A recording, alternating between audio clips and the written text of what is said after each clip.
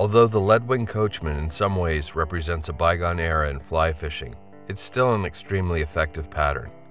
Here, Matt Grobert, who regularly fishes them, particularly in the winter months, will show us how to tie one.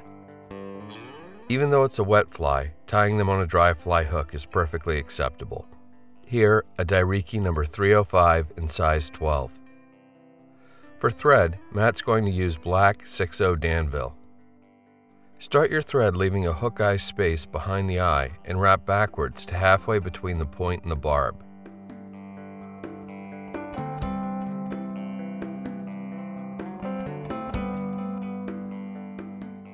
For the tag, Matt uses medium tinsel that's gold on one side and silver on the other. Cutting a shallow angle at the tie-in end makes it easier to tie in and begin wrapping without a lump.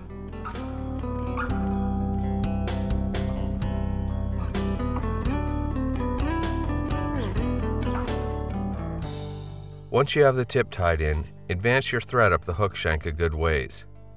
Then begin making overlapping wraps of tinsel, first down the hook bend and then back.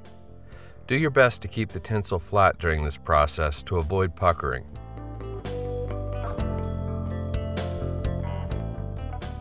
Once you wrap back to the tie-in point, unwind your thread and then use it to firmly tie down the tinsel.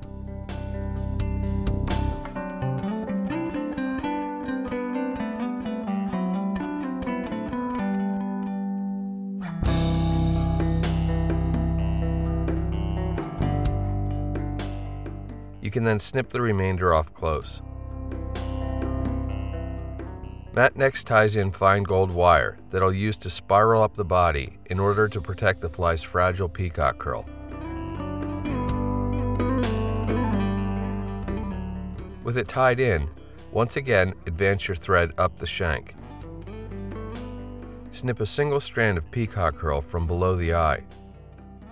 Secure the hurl to the hook shank so when you wrap, the green iridescent fibers will point outward to create a nice bushy body.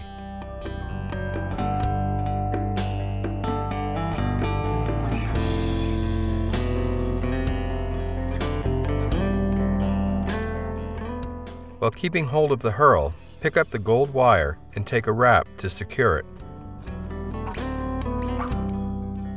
Then wrap the wire up the shank in an open spiral, zigzagging to prevent trapping fibers.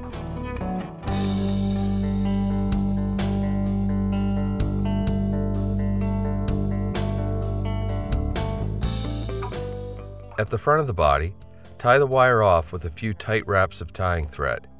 You can then helicopter the wire to break it off close.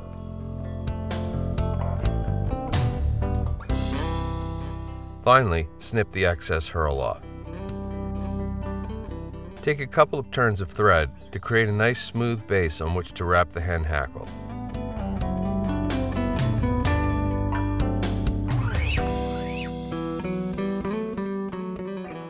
Matt selects a single feather from a speckled brown neck and strips most of the fibers away to leave just the tip.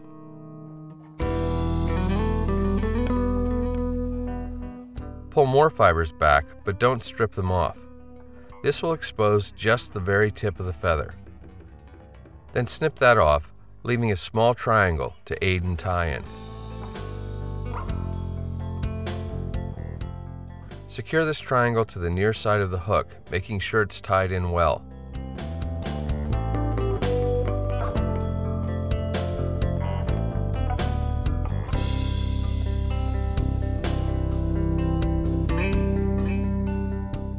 Using hackle pliers, pull up the stem and fold the fibers rearward, and begin taking wraps with the hackle.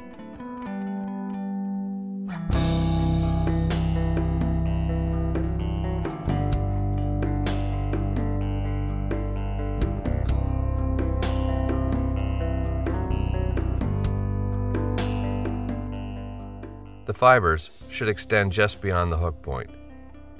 Anchor the stem with a few wraps of thread and then carefully snip the stem off close.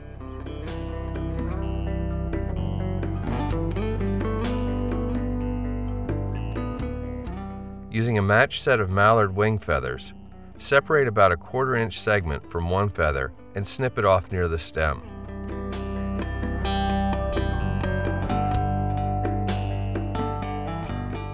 Now repeat this process at the same location on the matching feather.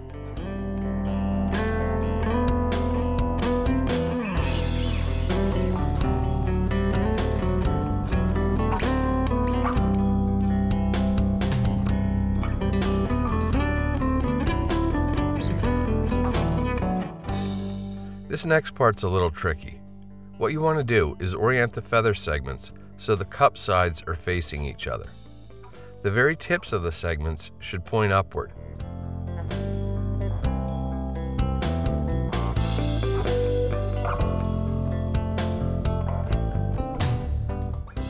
Place the segments on top of the hook so their tips reach just beyond the bend.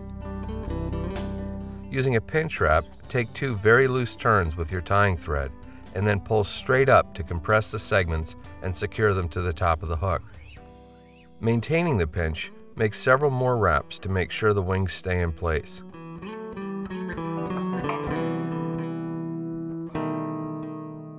You can then snip the butt ends off close, being careful not to cut your tying thread. Use a few more wraps to cover up the butts and form a nice neat head.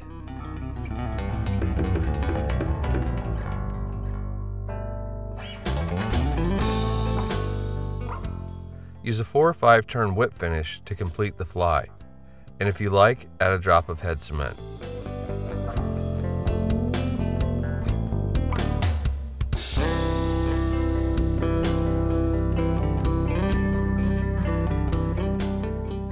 And there you have it, one regulation Leadwing Coachman, ready to be gently swung or drifted to a trout near you.